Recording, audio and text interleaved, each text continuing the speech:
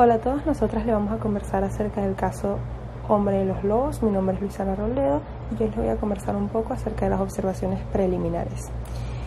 El caso clínico freudiano Hombre de los Lobos data de entre 1917 y 1919. Es extremadamente controversial y polémico. Hay varios y contradictorios diagnósticos aún hoy en día que recibió el conocido Sergei, el cual es el nombre del paciente, a través de los distintos tratamientos que atravesó. Presentó también una variedad de sintomatología como poliformismo sintomático, que esto se refiere a uno de dos o más variantes de una secuencia particular de ADN, y llevó a algunos autores a incluirlo dentro de la categoría borderline. A partir de 1910 a 1914, con tan solo 18 años, transcurre el primer periodo de análisis con Freud, quien acude a él a causa de una afección orgánica genital que Sergei reconoce como un deterioro en su cuerpo. Freud reconstruye su neurosis infantil y describe dentro de las enfermedades de la infancia una perturbación en el comer. El paciente solo comía golosinas. Freud reclama para esta perturbación la denominación de una primerísima neurosis. A los 4 años estalla la zoofobia, cuyo contenido era el horror a imagen de un lobo en posición erguida, y eventualmente también temía animales pequeños como orugas o escarabajos. A los 4 años y medio, la madre le cuenta la historia sagrada y se vuelve piadoso, momento en que comienza lo que Freud denomina una neurosis obsesiva de contenido religioso. Se produce en el revelo de síntomas de angustia por síntomas obsesivos. Hacia sus 10 años se encuentra con un preceptor alemán que desestima la religión cristiana, lo cual provoca la caída abrupta de su creencia religiosa y comienza a interesarse por cuestiones relativas al terreno de lo militar. Es a partir de esta edad que estuvo sometido a depresiones temporarias. Freud afirma que este paciente permaneció durante mucho tiempo atrincherado en una actitud de docilidad. Escuchaba y comprendía, pero no se interesaba por nada. Era inteligente, pero no lo demostraba. Se le invitó durante demasiado tiempo a participar en la labor analítica, y cuando a consecuencia de este esfuerzo surgieron las primeras liberaciones, desvió por completo su atención de la tarea para mantenerse cómodamente en la situación creada. Su temor a una existencia independiente y responsable era tan grande que compensaba todas las molestias de su enfermedad. Ahora bien, hablemos del segundo apartado de este caso, que se trata de la exposición general del paciente y de la historia clínica. Sus padres se habían casado jóvenes y fueron felices hasta que las enfermedades empezaron a ensombrecer su vida, pues la madre contrajo una afección abdominal y el padre empezó a sufrir accesos de depresión que le obligaron a ausentarse del hogar familiar, de lo que el paciente se enteró mucho después. En cambio, sí se le reveló en años tempranos el mal estado de salud de su madre, que le impedía ocuparse de sus hijos. Un día, a los 4 años, la oyó quejarse al médico de sus dolencias, y tan impresas se le quedaron sus palabras que muchos años después las repitió literalmente, aplicándolas a sus propios trastornos. No era hijo único, pues tenía una hermana 2 años mayor que él, inteligente y perversa, que desempeñó un importantísimo papel en su vida. El sujeto había sido al principio un niño apacible y dócil, hasta el punto de que los suyos se decían que él había debido ser la niña y su hermana mayor el niño. Pero al regresar sus padres de una de sus excursiones lo encontraron completamente cambiado. Se mostraba descontento, excitable y rabioso. Esto sucedió en aquel mismo verano en que los niños quedaron confiados a la institutriz inglesa, la cual era una mujer arbitraria e insoportable. En consecuencia, la madre se inclinó a atribuir a su influjo la alteración del carácter de su hijo, suponiendo que la forma en que le había tratado era la causa de su excitación. Sergei también relató haber padecido intensos miedos y que su hermana aprovechaba para asustarle. Tenía un libro de estampas. Una de ellas representaba a un lobo andando en 2 pies. Cuando el niño veía aquella estampa comenzaba a gritar, enloquecido por el miedo de que el lobo le comiese, y la hermana sabía arreglárselas de modo que la encontrase a cada paso, gozándose de su terror. También contaba que durante un largo periodo se había mostrado muy piadoso. Antes de dormirse tenía que rezar largo rato y muchas noches daba la vuelta a la alcoba con una silla, en la que se subía para besar todas las estampas religiosas que colgaban de las paredes. Hacia los 8 años desaparecieron todos los fenómenos que el paciente integraba en aquella fase de su vida, que se inició con la alteración de su carácter. No desaparecieron bruscamente, sino que fueron esparciéndose cada vez más, hasta desvanecerse por completo, y el sujeto atribuye esto a la influencia de los maestros y tutores que sustituyeron a la servidumbre femenina. Buenos días, mi nombre es Alejandra Pedral. Yo les voy a hablar sobre la seducción y sus consecuencias inmediatas. Las primeras sospechas de Freud se vieron orientadas hacia la institutriz. El carácter de la alteración del niño había surgido cuando ésta se encontraba en la finca. Él emite dos recuerdos muy importantes, el cual es en que ella les incita a ellos a mirar su colita. Esto es lo que expresa cuando a esta se le arrebata el sombrero para máximo regocijo de los dos hermanos, en el cual la hipótesis de Freud iba dirigida hacia la institutriz, lo cual se planteaba en ella conducta normal. De acuerdo a esto, el niño tuvo una serie de sueños en el cual él deseaba desnudar a su hermana, quitarle las envolturas o los velos. No puede tratarse estos sueños sobre su infancia, probablemente durante la pubertad, y que ahora habían vuelto a aparecer en forma difícilmente reconocible. A través de esto, el sujeto tuvo diferentes vivencias, en las cuales él y su hermana estaban jugando en el suelo en una habitación contigua a la de su madre. La hermana había cogido entonces el miembro y había estado jugueteando con él y su conducta, que la chacha, la mujer del servicio, hacía aquello mismo con todo el mundo, por ejemplo, con el jardinero, el que colocaba de cabeza abajo y luego le cogía los genitales. Conforme a tal fantasía, el paciente primero comenzó a desempeñar un papel pasivo, sino que por el contrario se mostraba agresivo, tenía las consecuencias de que ésta se aproximara a él de una forma de seducción. Podemos decir que el paciente y la hermana no tenían una relación completamente hermanos, ya que estos dos vivían en una rivalidad competidora de acuerdo a la estimación de sus padres, ya que estos le prestaban más atención a su hermana que a él. Ahora, la tormentosa excepción a su hermana.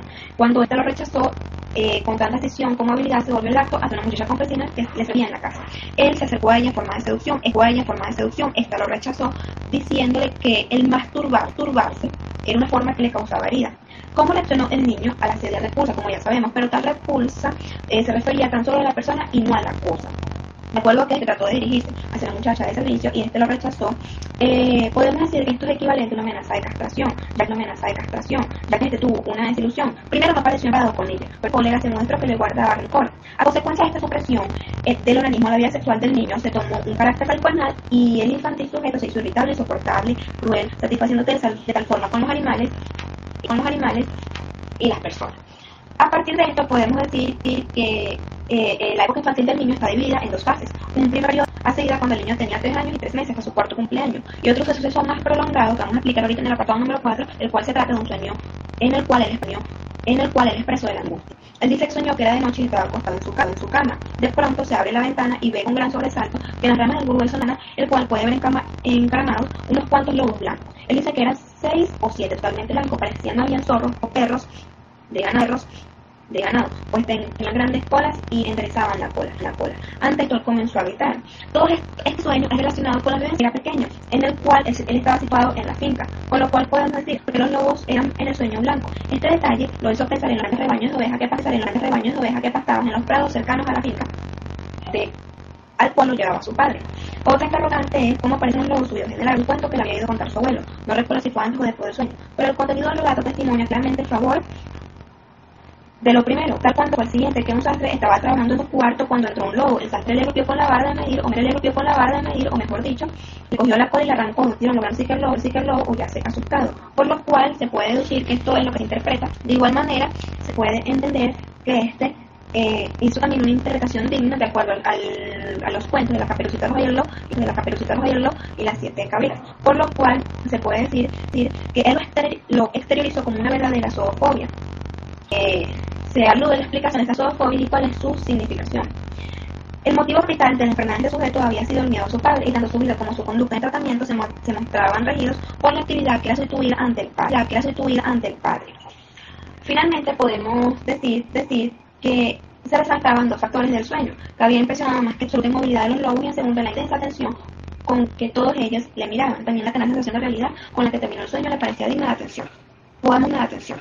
Podemos decir a través de esta explicación del sueño que él tuvo este sueño como una manera de aquellos contenidos reprimidos en su infancia, de acuerdo a las vivencias que él tuvo en la finca junto con su abuelo y con su padre, y de acuerdo al temor que estos animales infligieron a él cuando éste estaba pequeño, por lo cual se puede decir que estos sueños son consecuencias de sus vivencias experimentadas. Buenos días, mi nombre es Gabriela Socas y seguiré comentándoles un poco acerca de este caso. En este quinto apartado vamos a abordar la discusión acerca de las declaraciones que hizo Sergei durante el análisis. Freud nos comenta que hay aspectos dentro del caso que pueden parecer falsos para el resto de las personas. Por ejemplo, el hecho de que un niño a tan corta edad, como el año y medio, pueda procesar, recordar de una forma tan vívida y posteriormente elaborar algo tan complejo como lo que Sergei expuso. Sin embargo, Freud luego explica que si se hace un análisis lo suficientemente profundo, se puede corroborar que esto sí puede ocurrir, y según lo que he encontrado hasta ahora, es el caso de una neurosis infantil. Ahora bien, tomando todo esto en cuenta, Freud decide poner a prueba la teoría de que estos hechos no fueron exactamente reales, sino que Sergei forma de una manera imaginaria lo ocurrido para poder simbolizar los deseos reales que este paciente tiene. Y estas reproducciones son una manera de realizarlo a través de una tendencia regresiva. Además, Freud nos comenta que independientemente de la veracidad de estas vivencias que explica Sergei, son igual de importantes para el análisis, ya que dan un mejor bosquejo sobre su estado neurótico y sus deseos. Una de las partes más resaltantes en el apartado de la discusión es acerca de la escena primaria que Sergei vivió, que fue descubrir a sus padres practicando el coito. Esto fue de gran importancia durante el análisis y fue una cuestión en la cual Freud estuvo debatiendo consigo mismo constantemente, porque el hecho de que lo haya presentado a los 4 o 5 años, según los lineamientos que tenía hasta ese momento acerca de la neurosis infantil, que lo haya manifestado a través del sueño en esa edad, significa que lo presenció antes. Entonces, Freud decía que esta teoría de que fuera cierto lo que Sergei estaba diciendo era prácticamente imposible. Pero Freud no descarta la importancia que tiene la neurosis infantil el presenciar el comercio sexual entre los padres, especialmente en el caso de Sergei, ya que él lo presenció de frente, lo cual le permitió la vista hacia los genitales. Sin embargo, al final de esta discusión, Freud la cierra y dice que no puede llegar a una conclusión clara acerca del caso de Sergei. Ahora, en el apartado 6 vamos a hablar acerca de la neurosis obsesiva que ha presentado el paciente a través de su vida. Además, se habla como las memorias y las vivencias que ha tenido el paciente y cómo evolucionan los síntomas a través de su juventud. Una de las cosas más resaltantes en este apartado es acerca de las tendencias sexuales que tiene el paciente hacia su padre y los pensamientos obsesivos acerca de la religión, los cuales comenzaron cuando él tenía aproximadamente unos 4 años. Estos comenzaron con la lectura de la historia sagrada que fue hecha por su madre, y a eso le sumamos la experiencia que tuvo donde descubrió a sus padres manteniendo relaciones sexuales. Por ejemplo, tenemos una de las cosas resaltantes que menciona el paciente, que se lo dice a la chica de servicio, a la cual le pregunta si Cristo tiene trasero y si Cristo tiene la necesidad de defecar. Sin embargo, él llega a la conclusión de que no. Luego de que cesan los síntomas obsesivos que el paciente estaba presentando, no significa que haya desaparecido la neurosis obsesiva. De hecho, psíquicamente estaba bastante dañado el paciente y además también seguían las conductas represivas sobre la homosexualidad, sumando a ello la pérdida de los intereses sociales, que es la norma en niños de su edad. Ahora vamos a hablar del erotismo anal y el complejo de castración. Este paciente tenía muchísimo dinero y el dinero siempre se ha como ligado a lo que es la defecación o la excreción por lo libidinal y lo poco racional que tiene. Pero este paciente no podía llamársele ni siquiera tacaño o ricachón, porque realmente era bastante bondadoso. La relación del dinero con el excremento para este paciente viene de más atrás y ahora procedemos a explicar esto. Su relación con el excremento viene desde muy pequeño, porque como todos los niños, él sufría de incontinencia. Primero, por no negarse el placer, y segundo, como rebeldía hacia la institutriz cuando tenía que quedarse con ella. No le daba vergüenza realmente tener este tipo de trastornos intestinales. Hasta una ocasión, cuando tenía 4 años, donde mientras se limpiaba después de haberse hecho encima, lamentaba que no podía vivir así. Sin embargo, esto viene de la madre. En una ocasión que fue tratada por una hemorragia, ellos fueron a acompañar al médico a la estación del tren y ella expresó esta misma lamentación. El niño logró identificarse con la madre y su angustia primordial fue eso, identificarse con la madre y no con el padre. Entonces, por lo tanto, el órgano de identificación con la mujer y el pasivo homosexual es el anal. Entonces, en el sueño, él comprende que la mujer fue castrada y teme a las ensoñaciones homosexuales. Él, durante el sueño, comprende cuál es el papel de la mujer en las relaciones sexuales. Entonces, se identifica a sí mismo como mujer, por lo tanto, en el rol pasivo homosexual. A pesar de que el niño tuvo muchas ocasiones y aproximaciones para descubrir la diferencia de sexos, seguía descartando y se mantenía en la teoría de lo que le llamamos la cloaca. Incluso en el surgimiento de el temor hacia los lobos, esto se ve presente. O sea, él ve a la mujer castrada, ve que tiene una herida para el comercio sexual, pero aún así desecha esta teoría y se queda con la teoría de la cloaca. Entonces, en una ocasión, él ve a sus padres en el coito y defeca y llora, dándole la defecación el motivo del llanto. Esto podemos decirlo lo mismo que en otros niños podría ser una erección, o que en el hombre adulto se tomaría como una erección. Esto produjo excitación sexual. ¿Qué sucede con esto? Esto podría explicar el acceso de ira que tuvo en Nochebuena. No era que no le habían dado suficientes regalos, sino que no había podido conseguir su satisfacción sexual aún relacionada con lo anal.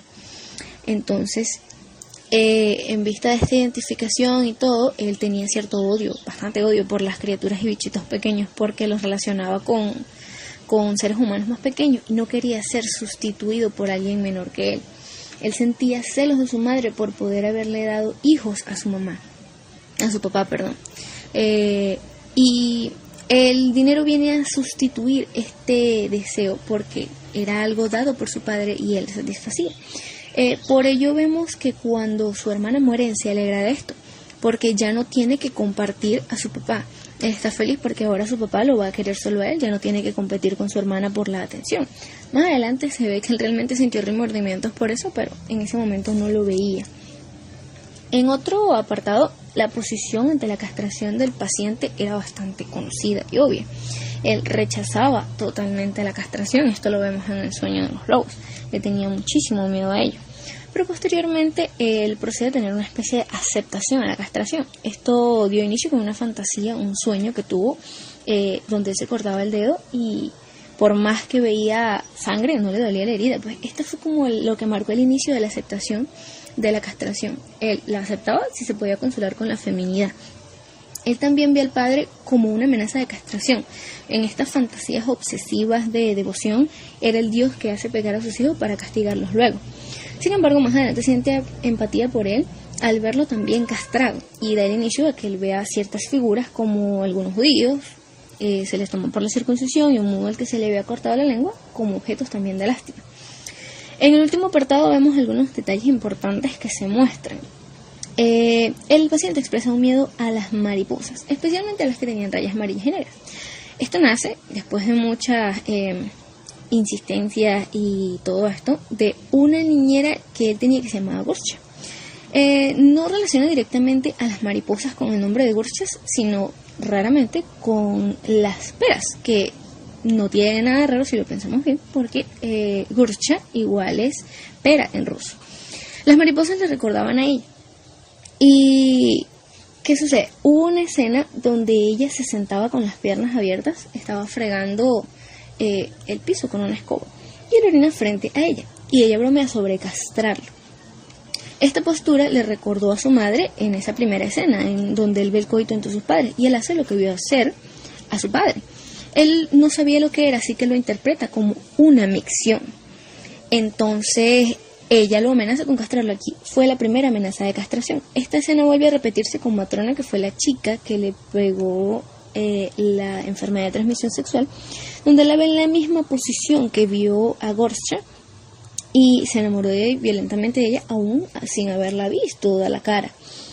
Y aquí entendemos que el miedo a la mariposa y el miedo al lobo son análogos. El miedo a la mariposa se refiere a la primera persona que lo amenaza con la castración, y el miedo al lobo es a quien este miedo se transpone por la suposición filogenética, quien es que se supone que debe castrarlo. Aquí queda la duda de si son reales o no. La visión del coito, la amenaza de castración, la seducción. Lo que ciertamente afirma Freud que fue cierto es la seducción por parte de su hermana, pero lo demás podría ser una herencia filogenética, como lo decía Jung. Entonces, por esta misma época donde ocurre todo esto, el niño tiene una negativa a comer y lo único que comía eran dulces. Entonces, hasta que su madre le dice que algún tío de él que murió por no comer. Entonces todo esto nos lleva a que fue como el primer acceso de neurosis, y esta negativa a comer, el miedo a los lobos y la devoción obsesiva nos lleva a que son estas enfermedades comunes que causan la neurosis en la pubertad. Otro detalle bastante importante es que él decía que él se sentía como en un velo y que lo único que lo podía aliviar era cuando defecaba a través de una irrigación dada por un hombre.